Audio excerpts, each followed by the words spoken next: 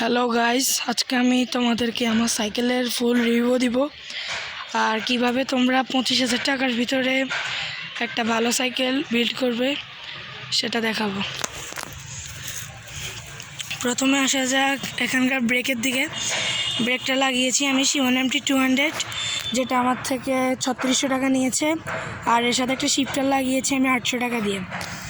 And এখানে দেখতে পাচ্ছ BMX গ্রিপ, এগুলো আমার থেকে জোড়া 100 টাকা নিয়েছে। অ্যান্ড এগুলো হচ্ছে বার এন্ড।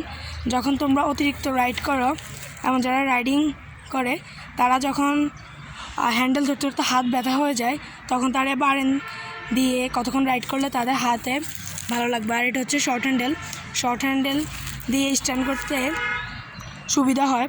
আর শর্ট হ্যান্ডেল আমার থেকে নিয়েছে মাত্র 400 টাকা, আর শর্ট স্ট্রিম নিয়েছে 350 টাকা। আর এটা হচ্ছে আমার শিফটার, এটা শিমানো কোম্পানির, শিমানো অ্যাটাচের একটা শিফটার। আর এটা হচ্ছে আমার সাইকেলের ফ্রেমটা হচ্ছে শিমানো ভ্যালোস 2.0। আর আমার সাসপেনশনটা সাইকেলের সাথেরটা। আর এখানে আমি টায়ার হিসেবে ক্যানটা ইউজ করছি। অ্যান্ড এগুলো হচ্ছে ফুড প্যাক, যেগুলো আমার থেকে 250 টাকা নিছে। অ্যান্ড এরপর আসা যাক ক্র্যাঙ্কের দিকে। আমি ক্র্যাঙ্কসেট এখনও লাগাইনি, কিন্তু তোমরা চাইলে ক্র্যাঙ্কসেট লাগাতে পারো, হলো ক্র্যাঙ্কসেট, যেটা 2500-র আশেপাশে পেয়ে যেতে পারো। এখানেও ক্যানটা ইউজ করেছি আমি। অ্যান্ড এখানে দেখতে পাচ্ছ শিমানোর ব্রেকের লিভারটা।